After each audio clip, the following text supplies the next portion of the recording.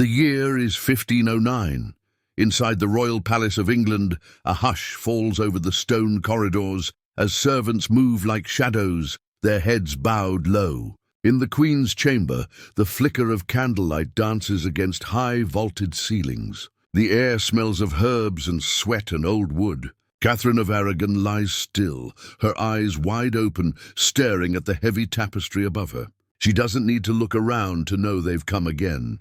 She hears them, the careful footsteps, the whispered Latin between scholars, the creak of leather-bound books and belts of tools. She doesn't cry anymore. Not for this. The men enter, cloaked in dark wool, holding quills and parchment as though they've come to study a relic. Her lady-in-waiting, silent as ever, stands by her side, but does not speak. This is routine now. Catherine, only 23, is already too familiar with the feel of a physician's fingers, the bitter taste of tinctures on her tongue, the silent glances exchanged between men as they measure her hips, touch her abdomen, note the warmth of her skin. This is not womanhood. This is duty. Marriage to King Henry VIII was supposed to be a crown, a blessing, a throne beside the throne. She was royal after all, daughter of Spain's greatest monarchs, born into power, raised with grace. But in England, her worth was not in her mind or her lineage. It lived in her womb, and each morning she woke without nausea or swelling was another quiet failure, a silent shame.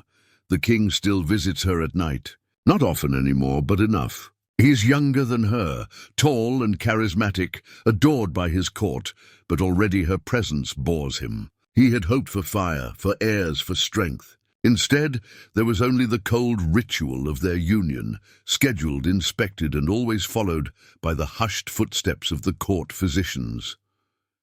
Her first child was lost before it could cry, the second born lifeless, a third, a girl who gasped and died before sunrise. Each one taken before their name was spoken aloud. The palace changed after that. The music stopped. Feasts became fewer. Even her maids moved with caution, whispering in corners. The queen was no longer a new bride. She was a vessel under inspection. Her chambers turned to a clinic. Astrology charts littered her writing table. Tinctures brewed in pots once meant for tea. Strange men arrived from foreign lands bearing vials and scrolls and promises. By 1513, after her third failed pregnancy, Catherine was no longer examined. She was monitored. They called it assistance protocols, a new term for old cruelty. Her humors must be balanced, one physician had said, scribbling furiously. The moon favors fecundity this fortnight. So they bled her, they mixed powders, Spanish fly, powdered gemstones, crushed pearl, and stirred them into warm milk. She was told to drink it all. She did, because not drinking it meant failing her country. Every month they adjusted the mixture. Sometimes she grew feverish. Once she fainted for 3 days. The priest told her this was God's way, that suffering was holy, that birth would be her salvation. One night, before the king came to her, they gave her a new potion. It burned her throat and sent her heart racing. She had never felt so alert, so frightened. When Henry entered, he touched her as he was told to. Not like a husband, but like a man following orders. She did not cry that night, even when the pain twisted through her. The next morning, she was examined again. No change, one physician said coldly. They began to whisper of other methods. The rumors came first in the servants' hall that the Queen's body might respond better in the presence of more vigorous company, that if the king alone could not stir her humors, then perhaps the proximity of other men might help. Catherine heard these things, like one hears a death sentence pronounced before the axe. Then came the ambassadors. A letter from Rome, sealed, discreet, permission, justification. By 1515, Catherine was no longer only Henry's wife. She became something else, an experiment, a monarch's machine. Dr. Fernando Lopez, her loyal Spanish physician, warned her in hushed Spanish behind closed doors.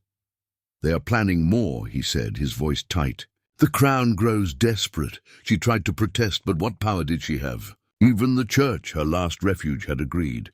They sent for assistants, carefully selected men, vigorous in youth, chosen by a council of physicians and clergy. These men were not brought for pleasure. They were there to stand near her, to touch her hands, her hair, to sit beside her as she drank her prepared tonics. They believed a woman's fertility was tied to vitality, that the nearness of virility might inspire conception. She was never asked if she consented, and when she conceived again later that year, they claimed victory, but the child, her fourth, was born silent. Another daughter who didn't last the night. Still, they insisted the process worked. She was told to try again, and again, and again. In her letters to her sister Maria, Catherine began writing in code, ciphers meant to disguise the truth from interceptors. She wrote of her dread, of the inspections, of being prepared by men she didn't know. She called herself an instrument, not a wife, not a queen. She described the rituals, the bathing in perfumes, the mixtures rubbed on her thighs, the forced laughter, the mandatory pleasure. They say joy must precede the blessing, she wrote once, but joy cannot be commanded. And I have forgotten how it feels. By 1518, she had conceived 6 times, and only Mary, her tiny daughter, had survived. No son, no heir, no victory. Yet the program did not stop. Her body was treated as broken land, to be tilled and burned and drowned in hope it might yield fruit. The next step was far worse. The spring of 1519 brought no warmth to Catherine's chambers. Outside, the English court dazzled with tournaments and feasts, the king hosting foreign envoys with laughter and pride. Inside, Catherine lay in her bed weak from another failed attempt, her 7th. The physicians didn't speak directly to her anymore. They spoke around her, over her, through her, as if her silence made her deaf as well. Her body was no longer a queen's. It was a calculation, a problem they still believed could be solved, if only the right mixture of herbs, prayers, and flesh were applied in the proper order. By now, Catherine had lost all track of the concoctions they made her drink. Some made her stomach twist until she vomited blood. Others made her sweat so profusely that her sheets had to be changed twice a night. And now they were burning herbs beneath her, saying the smoke would open her womb. She lay naked on a carved wooden bench as the physicians knelt below her, chanting quietly, while plumes of thick, acrid smoke rose to her skin. The door stayed open. Anyone might pass by and see their queen spread like a specimen in the dark. She closed her eyes and tried to imagine Spain, the sun, the orange groves, the echo of her mother's voice. But the smell of burning rue and sulphur dragged her back. Later that night, she begged her confessor to intervene. "I am not a beast," she whispered, her voice hoarse from the fumes. "Why must I be handled like one?" The priest, old and tired, only nodded slowly. "Your suffering is not without purpose, Majesty. A son will end the doubt, the heresies, the French," but no son came. Only silence. In the coming months, the doctors grew more experimental. Italian alchemists were summoned, French herbalists, German astrologers. Each one arrived with scrolls of knowledge, diagrams of wombs and moons, new powders, new prayers. Catherine's skin turned pale from bloodletting. Her belly remained still. The court began to murmur. "She's cursed," some said. "God does not favor her." "She was Arthur's wife first," others whispered. The union was never right, and Henry began to look elsewhere. At banquets, his gaze lingered too long on soft eyes and younger skin. He laughed more with his friends than with his wife. When he visited Catherine's chamber, he stayed only minutes. No words, no warmth. One morning, after weeks of absence, he arrived with a grim expression. Catherine, seated by the window wrapped in furs, rose to greet him, hopeful despite herself. But Henry did not kiss her hand. He stood with arms behind his back and stared at her with the same scrutiny the physicians had. "We must speak of duty," he said. She nodded, heart thudding.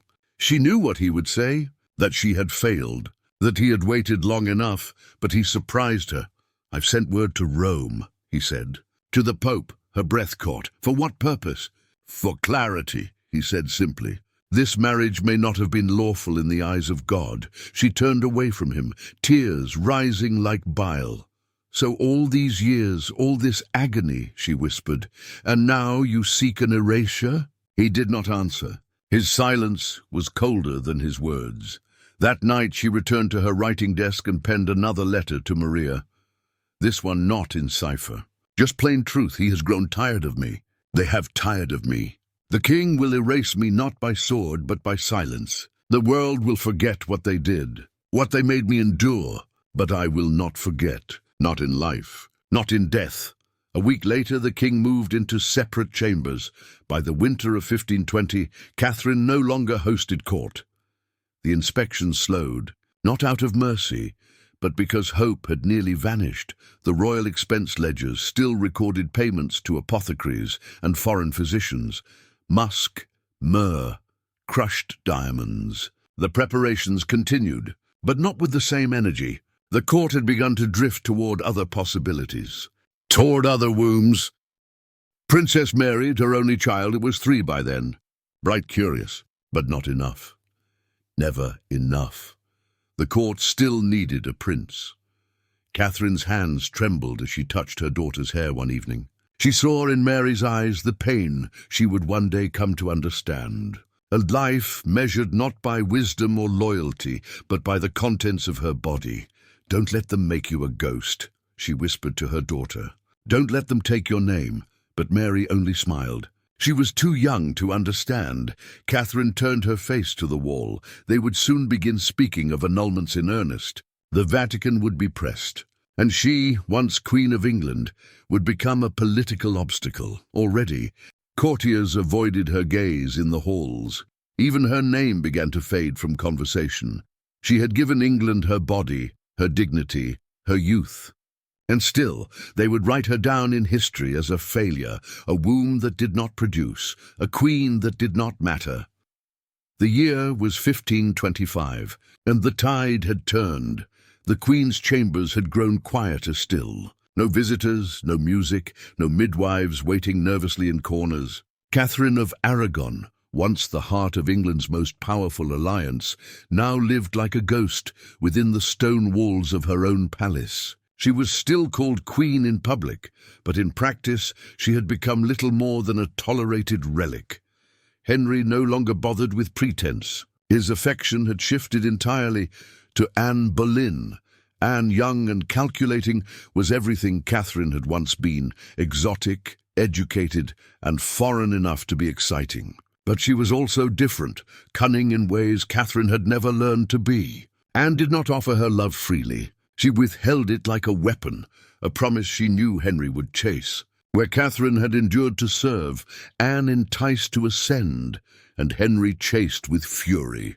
He spoke often now of his conscience, that his marriage had been cursed, that his lack of sons was a sign of divine disapproval, that he had sinned by marrying his brother's widow.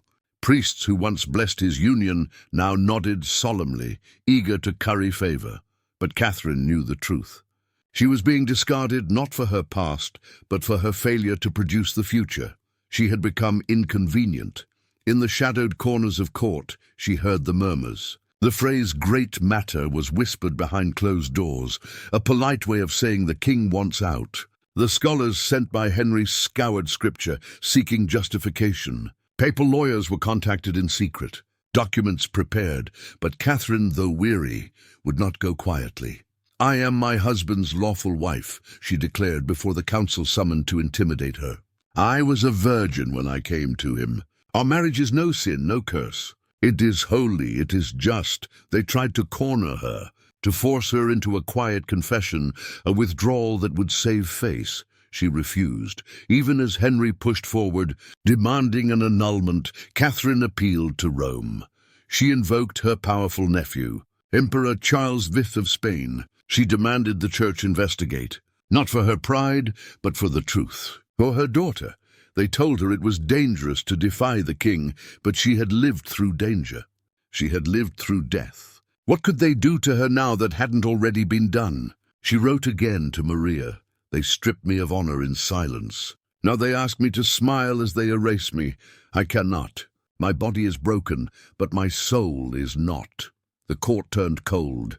Ladies who had once fawned over her now stood beside Anne. Courtiers made excuses to avoid her chambers. Even Mary, her precious child, was kept from her more often. And yet, through it all, Catherine remained regal. Not in finery. She had been denied jewels, gowns, even servants. But in defiance, when summoned again before a court of bishops and nobles, she did not beg. She stood, walked to where Henry sat, and knelt before him. "My lord, I am your true wife," she said. "You took me before God, and I gave you all. My blood, my health, my youth. I have been faithful. I have been obedient. I bore you children.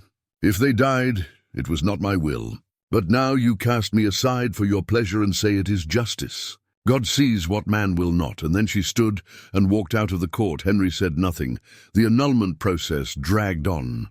Rome hesitated. Charles V pressed and grew impatient. The country, meanwhile, grew restless. Some supported Catherine, viewing her as a martyr, a wronged queen. Others followed the king, believing the lack of a male heir threatened the entire realm. And Catherine, now confined to more distant castles, saw less of her daughter. Letters were intercepted, visits denied. Her world shrank, but her resolve did not. Even in exile, she refused to sign documents renouncing her title. She refused to accept demotion. They called her Dowager Princess. She still called herself Queen. Her household dwindled. Her comforts disappeared. She grew thin, her hair graying. Her body ached. She coughed blood in the mornings. The potions she had been fed for years had done their damage. But even as her health declined, her spirit did not. The final insult came when Henry married Anne in secret. Catherine received the news from a frightened servant. She said nothing at first, just sat by the window watching the snow fall over Kimbolton Castle. Then she folded her hands in her lap. "I pray," she said quietly, "that she finds peace. For she walks into the same prison I once did."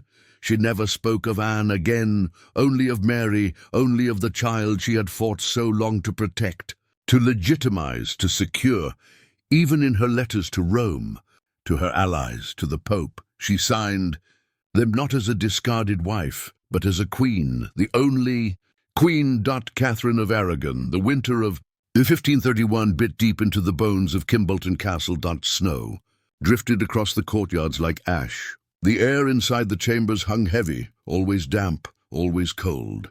Fires were lit in the grates, but never burned warm enough. The queen, still queen even now, had been moved here against her will, told it was for her comfort, for her health. In truth, it was exile. She was forbidden from court, forbidden from seeing Mary, forbidden even from writing to foreign dignitaries unless her letters were first read and censored.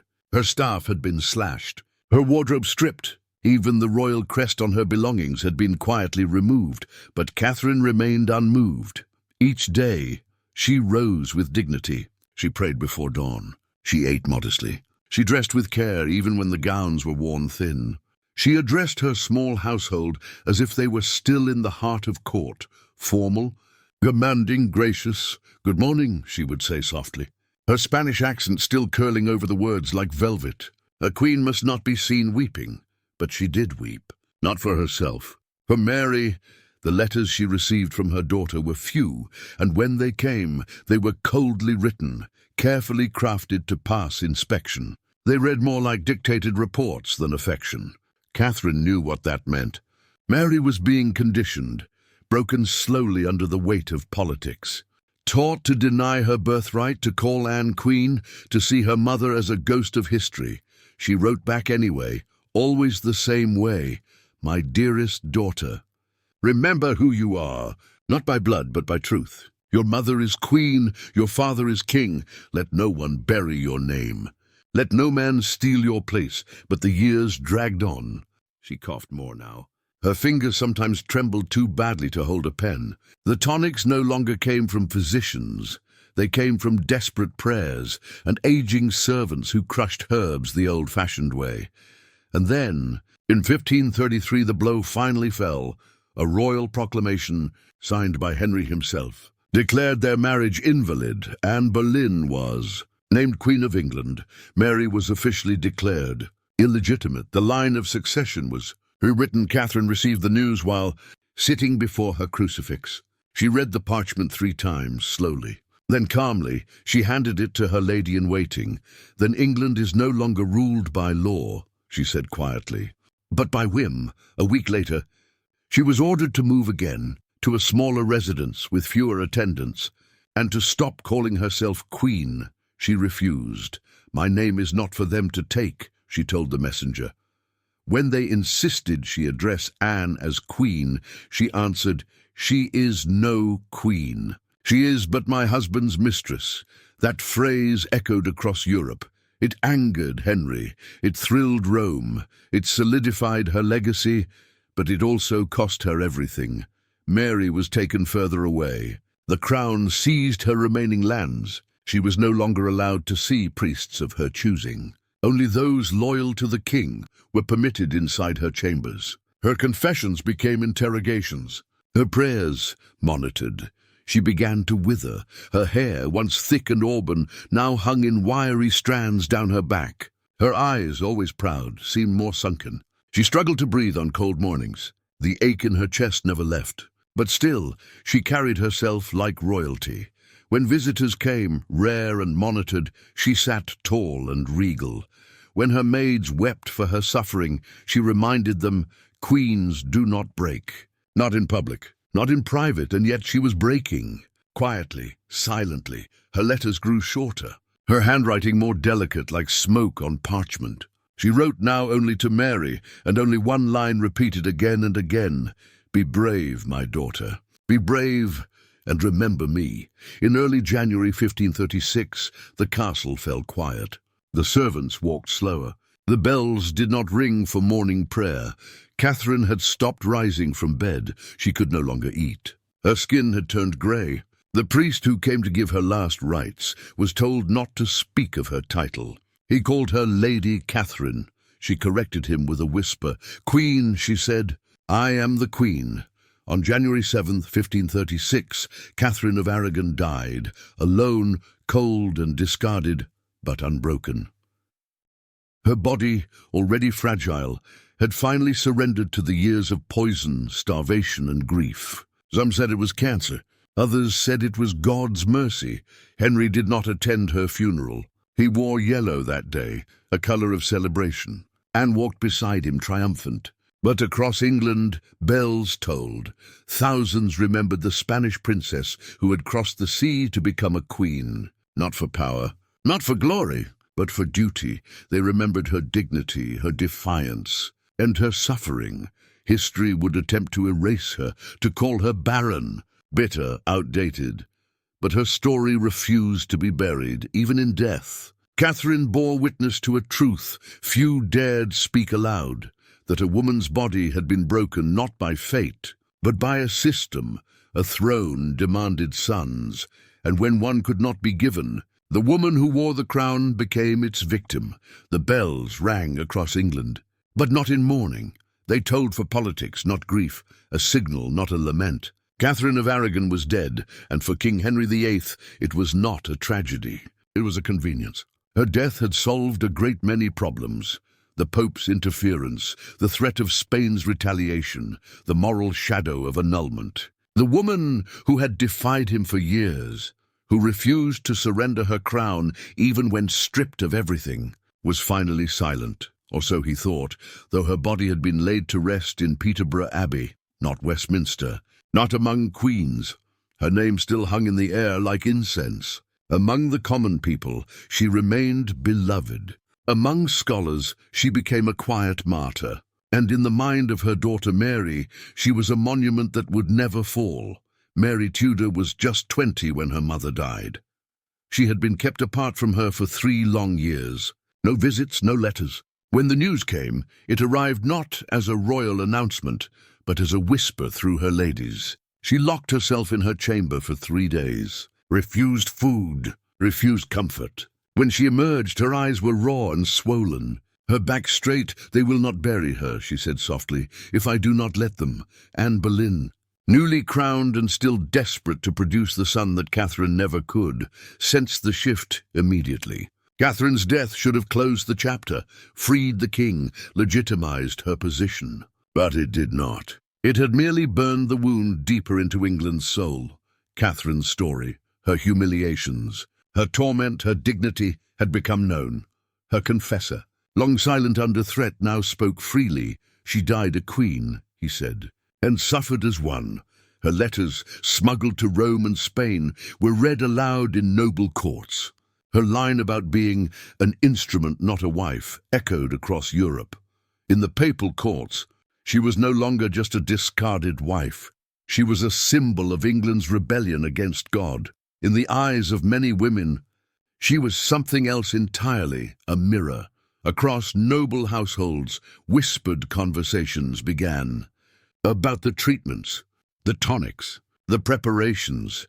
Many noble women had seen the same things in their own halls, physicians prescribing fumigations, priests advising intercourse on holy days, husbands ordering potions to open the womb. Catherine had not been alone. She had simply been the most visible and the most violated.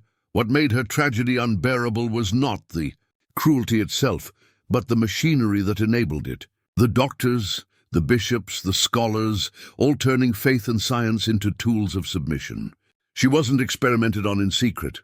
It was done in daylight, with ledgers and signatures and blessings. No one questioned it, because it was for England. That was what haunted Mary the most. She remembered her mother sitting beside her in early childhood, brushing her hair in slow, quiet strokes. "You are not a crown," her mother once said. "You are not a promise. You are not a bargain between men. You are a soul. You are mine." Now Mary vowed she would carry her mother's defiance as her own. She refused to acknowledge Anne Boleyn as queen, refused to sign the Act of Succession, refused to renounce her birthright. It cost her dearly. She was disinherited, declared a bastard, and kept under guard.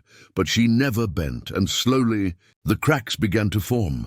For Anne Boleyn, the same crown that had once promised everything began to weigh heavier. Henry's affection waned. Whispers followed her in the halls. The pressure to deliver a son grew more savage.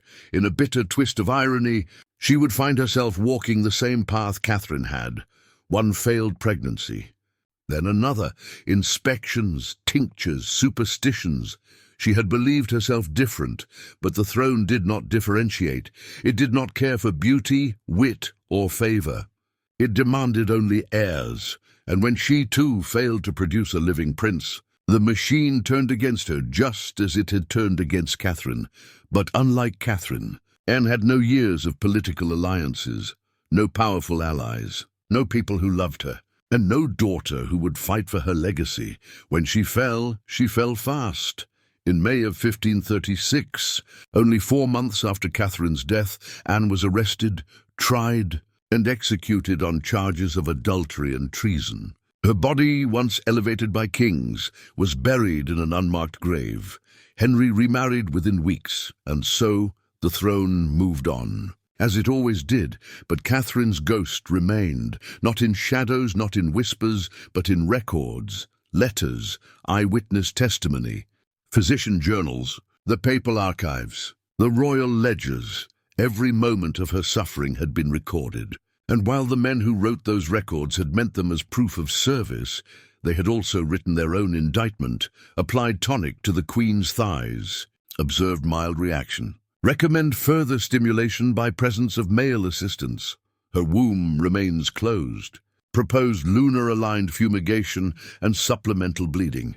Queen showed resistance to ingestion. Clerical approval received for forced administration. These were not accusations, they were receipts.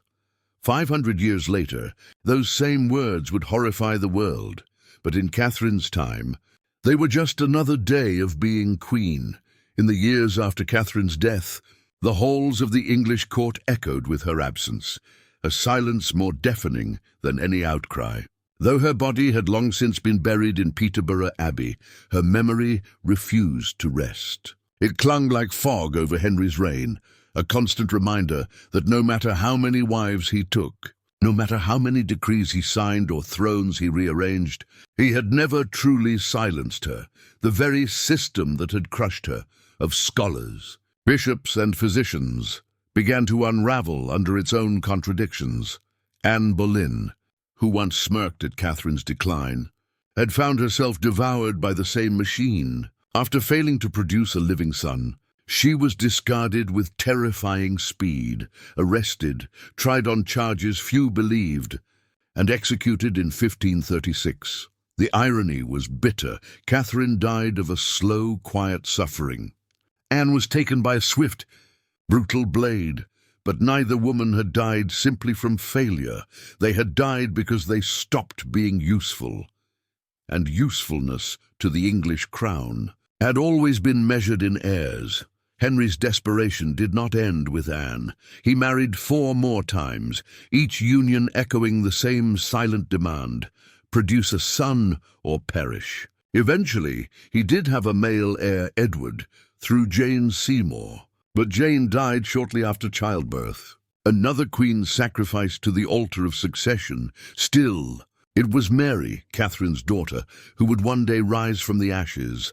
After years of disgrace, of being labelled illegitimate and cast aside, Mary outlived her father, outlived her stepmothers, outlived the men who had advised against her. And in 1553, at age 37, she claimed the throne of England.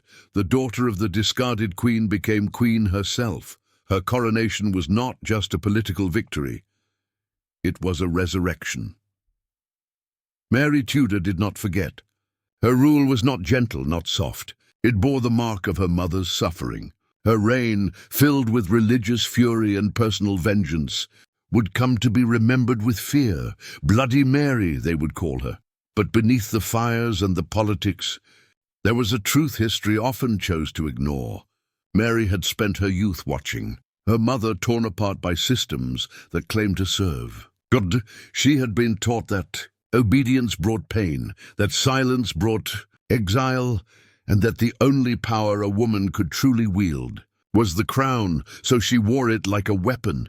During her rule, Catherine's memory was publicly restored. Mary ordered masses said for her soul. Portraits of her were commissioned again. Her titles, stripped by Henry, were quietly returned. And in every royal ceremony, Mary made sure her mother's Spanish lineage, her dignity, was honored. She was no longer a forgotten wife. She was Queen Catherine of Aragon, mother of the monarch. But the system Catherine endured did not die with her. Across Europe, queens continued to suffer similar fates. Margaret of Anjou, Isabella of Castile, Anne of Austria, all bound by the same grim logic that their bodies were instruments of lineage, not vessels of choice. They were bred, wed, examined, and broken. When they succeeded in bearing sons, they were praised not for their personhood, but for their function. When they failed, they were punished. Medicine was not their salvation. It was their sentence. Physicians kept diaries of their procedures, detailed clinical code. These notes, which remain in European archives to this day, are often mistaken for progress. In truth, they were evidence of institutional cruelty, cloaked in scholarship. Queen-administered powdered ruby, dissolved in goat's milk. Bleeding induced. Observed mild convulsions. No conception, repeated fumigation. Inserted pessary containing amber and camphor. Queen unresponsive to touch. No alignment of humours. Recommend ecclesiastical intervention. Such words weren't written by sadists. They were written by believers, men who thought they were doing the work of God, of country, of crown. That's what makes Catherine's story so terrifying. She was not betrayed by villains. She was betrayed by the system, by protocol, by care, by tradition weaponized against the body of a woman. She was a queen, but her body was a battleground. Her every ovulation charted, her every miscarriage recorded, her every cry reduced to a footnote in a physician's journaled. Queen appeared distressed, applied calming oils, continued preparation, and when her body gave out, when the poisons and rituals and grief finally claimed her, they did not apologize. They wrote one sentence in the royal record: the marriage produced no male issue. That was the summation of a life, a line to close the chapter. But in truth, the chapter never closed. It echoed, it spread, it infected everything that followed, even into our time. 500 years have passed. But Catherine's story still lingers, not just in dusty tomes or forgotten ledgers, but in the foundations of power, in how history treats women who do not comply, women who fail to produce, women who age, women who say no.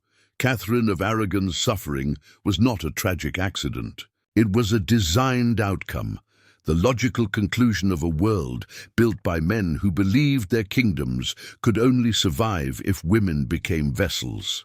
No different than land to be tilled, no different than war horses bred to produce the strongest stock, and this belief didn't die with the Tudors, it simply changed its form. Even centuries after Catherine's death, queens and noblewomen across Europe continued to be treated as property with a pulse. Medicine modernized, yes, potions replaced by tonics, leeches replaced by surgeries, but the underlying question remained unchanged. What is she worth if she cannot produce an heir? In France, Empress Josephine was cast aside by Napoleon for not giving him a son.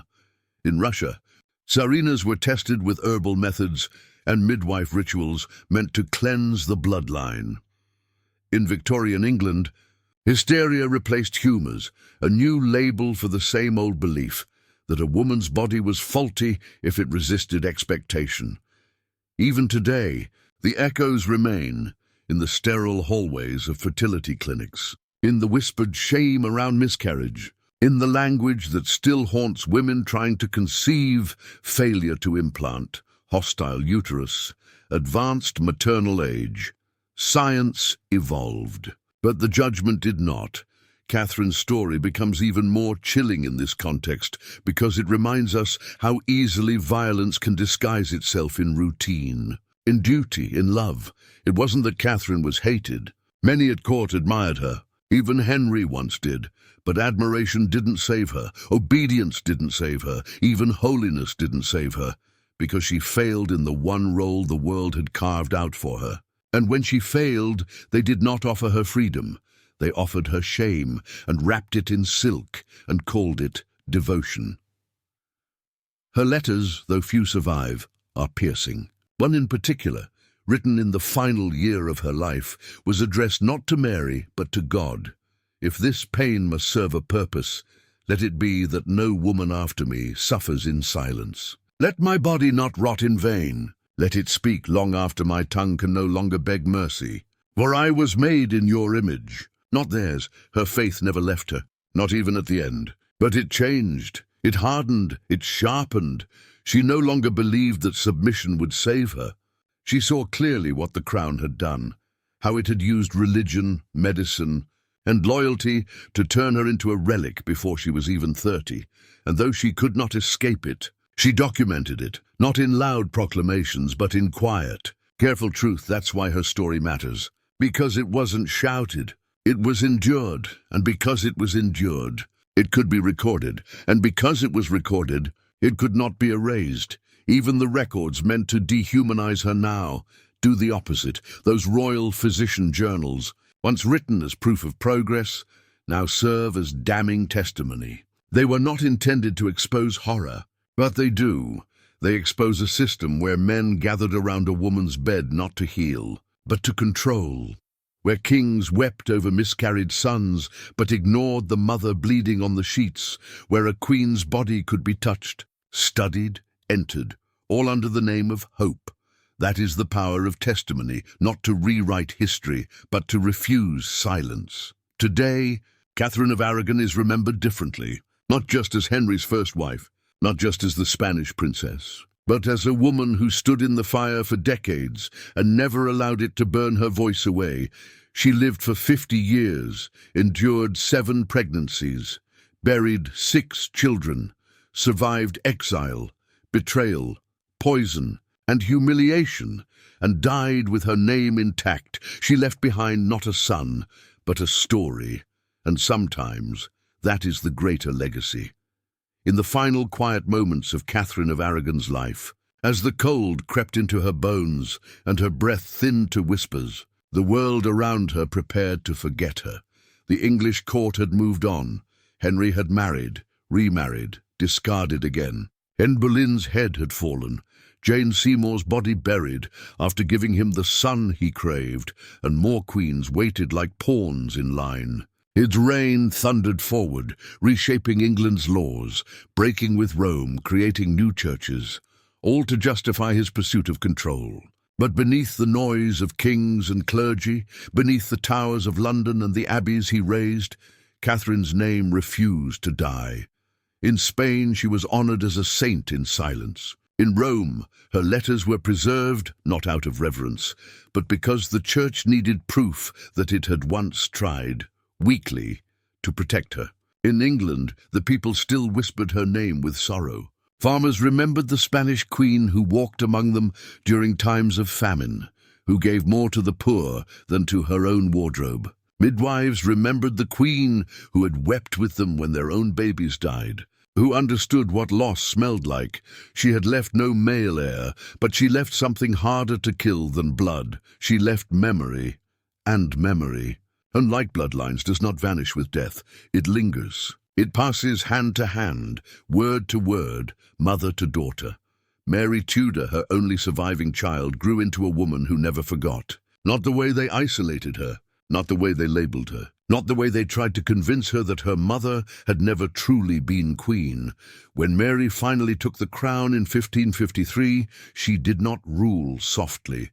She ruled with fire, some would say too fiercely. History would remember her as Bloody Mary, for the Protestants she burned, for the terror she unleashed in trying to restore the Catholic faith. But Mary had seen too much softness used against her mother. She had learned that mercy did not spare a woman like Catherine, so she became her mother's rage, where Catherine had been its endurance. Was it right? Was it just? History debates, but Mary's rule and her coronation was a triumph that Catherine never saw, yet always dreamed of. When Mary was crowned Queen of England, she ordered that Catherine's ring, the one ripped from her hand during exile, be brought to her. She wore it beneath her own, and she whispered, before the crowds roared, "For my mother." In that moment, Catherine of Aragon ruled again, not through a son, through a daughter, through defiance, through memory, and through the one thing the crown could never truly erase, the truth of what had been done to her, because Catherine's story does not end in her death. It ends in our remembrance. It ends in the records that still exist, in the journals that tried to reduce her to data and instead preserved her suffering in perfect clinical horror, in the line from a royal physician applied amber tonic to the Queen's thighs. Observed compliance. In the margin of a priest's letter, Queen refuses to call herself anything but what she was, proud, dangerous, and in her own final words, scribbled days before she died, on a slip of parchment smuggled out in a servant's cloak, I come from a line of kings. I die the daughter of a warrior queen. I have obeyed God. I have honored my vows. I have done my duty. And if England forgets me, let it be known that I never forgot her. The world did forget for a time, but time has a way of unsealing the silence. And today, 500 years later, we remember her not as a footnote, not as the first in a long list of Henry's wives, but as the one who endured everything and still refused to bow, Catherine of Aragon. Queen, mother, survivor. A woman made victim by a crown that demanded sons, but created a legacy far greater than any heir could ever offer.